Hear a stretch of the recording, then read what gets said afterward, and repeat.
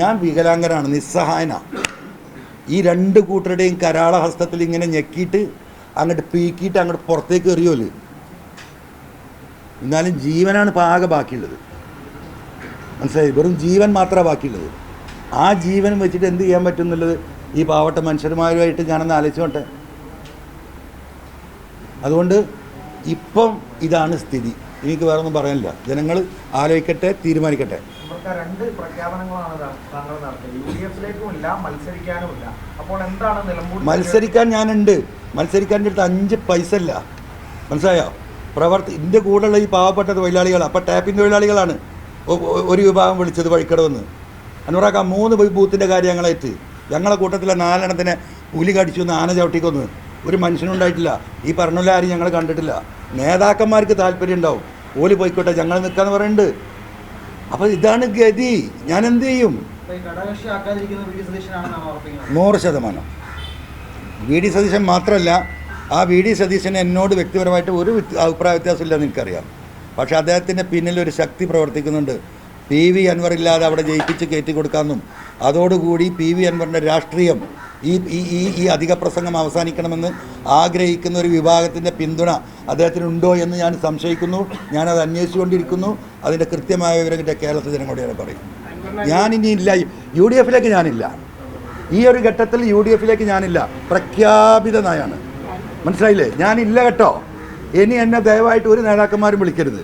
ഒരു സമുദായ നിങ്ങളോടൊക്കെ അങ്ങേ അറ്റത്തെ ബഹുമാനമുണ്ട്, ആദരവുണ്ട്.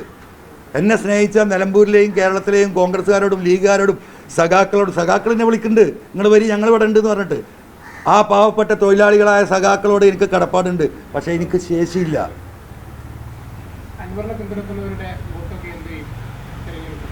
അതുപോലെ തീരുമാനിച്ചോട്ടെ. എൻ്റെ പ്രശ്നമല്ലല്ലോ. താങ്കളുടെ പ്രശ്നം ഇപ്പം അതാണ്. ഈ വോട്ട് എന്താവുന്നില്ലേ? ഞാനീ പറഞ്ഞില്ലേ, പച്ച മലയാളത്തിലല്ലേ ഇതൊക്കെ പറഞ്ഞത്. ഞാൻ വീട്ടിലിരിക്കും.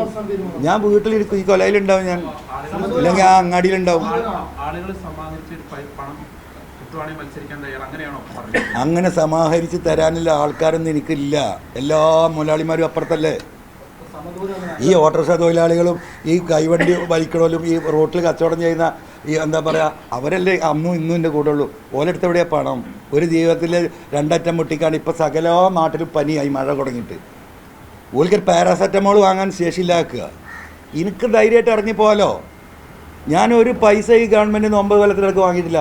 ഒരു പാരാസെറ്റാമോൾ വാങ്ങാൻ PV അൻവർ വാങ്ങിയിട്ടില്ല. എനിക്കും കുടുംബവും കുട്ടികളൊക്കെ ഉണ്ടല്ലോ. ഇവിടെ വിമാനവും കപ്പലും എന്താ പറയുക കോർപ്പറേറ്റുകളുമുള്ള MP-മാരും MLA മാരൊക്കെ നാട്ടിലുണ്ടല്ലോ. ഓലൊക്കെ ചികിത്സയ്ക്ക് അമേരിക്കക്ക് പോവുക ഈ നാട്ടുകാരെ പൈസ വാങ്ങിയിട്ട്. അവിടെ ഈ വിഷയങ്ങൾ മുഴുവൻ ഉണ്ടാകും. ഇപ്പം ഞാൻ ബേബി പോയി കിടന്നില്ലേ ഒരാഴ്ച മുമ്പ്, നിങ്ങൾക്കറിയാലോ. 77,000 റുപ്യ ഞാൻ ബില്ലടച്ചിട്ടാണ് പോകുന്നത്.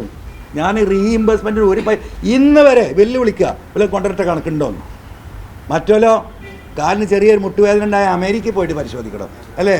ആരാ പോണ്? വിമാനമുണ്ട്, ഓന് കപ്പലുണ്ട്, സ്വന്തമായിട്ട് വിമാനത്തിൽ വേണമെങ്കിൽ പോവാം. അത് ഈ നാട്ടുകാരെ പൈസ വാങ്ങിയിട്ടാണ്. അതെന്നെ വ്യത്യാസം. അപ്പം ഞാൻ എന്ത് ചെയ്യും? ഏത് മുതലാളി എൻ്റെ കൂടെ?